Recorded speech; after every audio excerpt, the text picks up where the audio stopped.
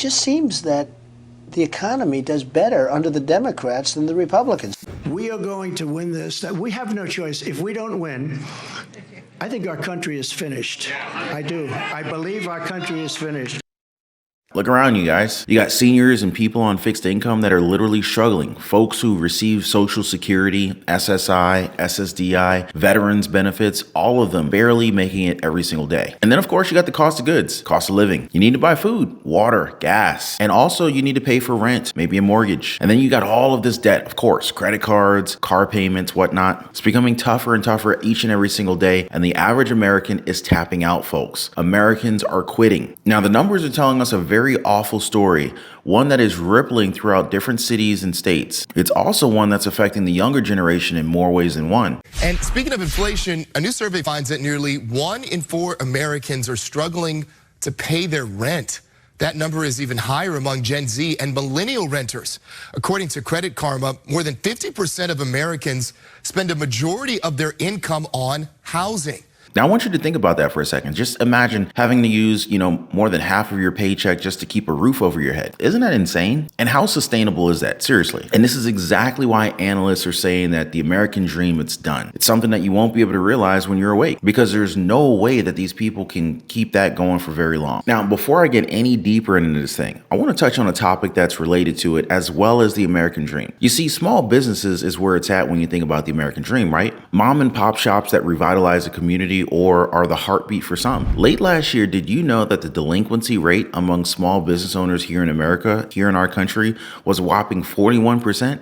Guys, that's 41% of small businesses that couldn't afford to pay their rent either in full or on time. Guys, this is concerning and alarming to say the least. Now, do any of you guys think that, things will get better in 2024? Me personally, I kind of doubt it. I mean, just think about the geopolitical issues that remain prevalent today. You got Ukraine, you got Russia, Israel, Hamas, Iran, Hezbollah, Taiwan, Pakistan. I mean, the list goes on, folks. But I'm going off on a tangent here. I know. So let's get back to the issue with rent here, okay? So 24% of renters are now saying that affordability is an issue, insisting that affording rent is now becoming next to impossible. Now, I want to go ahead and ask before we go any further, are you renting right now, or do you have a mortgage? Or is your house paid off? Do you share the same sentiment as these people? Now, this survey also showed that 31% of the younger generation, those that belong to Gen Z, are now living either with their parents or with a family member. Well, a new report reveals young adults are heading back to the nest to avoid the effects of inflation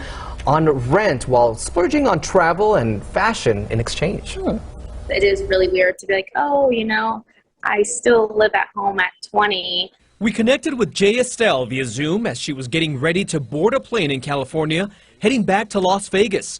She says it's a trip she was able to pay because she lives with her parents. To me, a little bit of Lululemon, Target, nothing too crazy. But in terms, I really just try to save my money as much as I can. It's a little bit stressful, but I'm trying to basically build this foundation for myself so that when I do move out, I'm not in a bad position. 21-year-old Ashley Liebig also feeling the burden, but says living on her own in Las Vegas was not possible, even with 2 jobs and finishing school.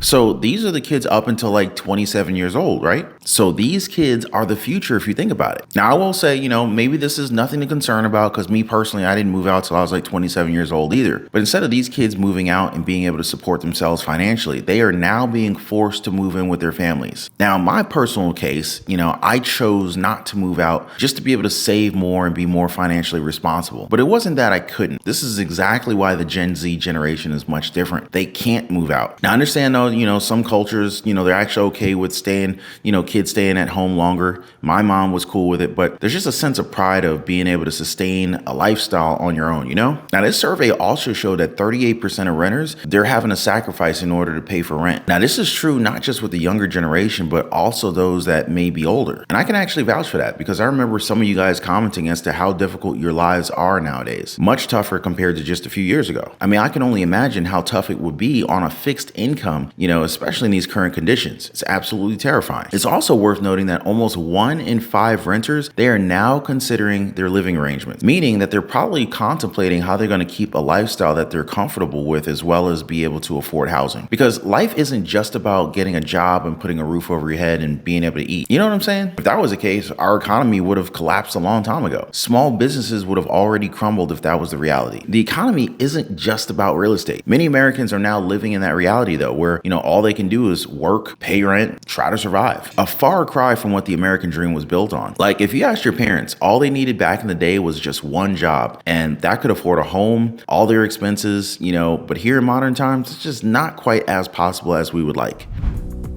The U.S. is in a rental housing crisis. So we pay $3,060 per month.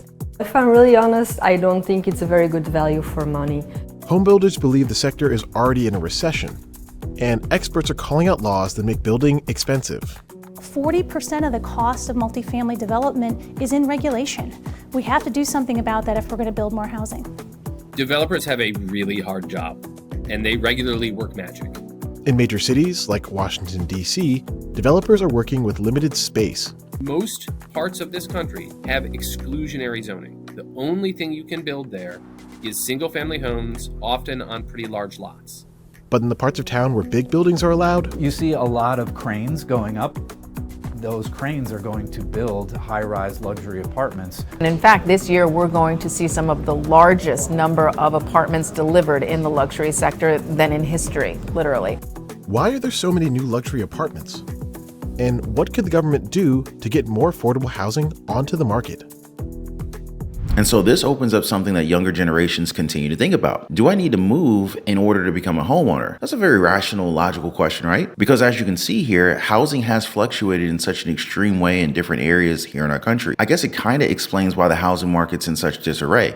Because in some areas, you would actually see pricing being cut while in others it's rising. No wonder we're getting mixed signals, right? But if you ask me, there are ways to go about this. It's not going to be like this forever, The housing market goes through cycles just like our economy. So if you're younger, there's probably a chance for you to get into it if you play your cards right. What do I mean by that? Well, just like what a lot of younger kids are doing nowadays. You could probably move in with your friends, save a little bit of money that way. That's one option. Maybe you could kind of bunk with your siblings or maybe your parents as you try to get on your feet. You can't let your ego get in the way of your future, Now, I'm not saying that this is the right path, okay? I'm just saying that you need to weigh your options. And if a lifestyle change is what you need to grow financially, then why not? There will be a balance somewhere down the line where you can live a life as well as afford experiences. It's not impossible. However, it is definitely challenging to attain. But the one thing that many experts believe is a key to finding that balance is to stay away from bad debt. What am I talking about? Well, I'm talking about purchases that you don't necessarily need. Why? Well, were you aware that almost half of Americans believe that they're going to pass their debt on to their loved ones once they die? Now, I'm going to go ahead and get the obvious out of the way. I don't think that there's a legal way to do this, to run after someone else for the debt that they didn't build up. However, I'm not a lawyer, I'm not a financial advisor. I mean, I've seen Social Security try to get repayments from the deceased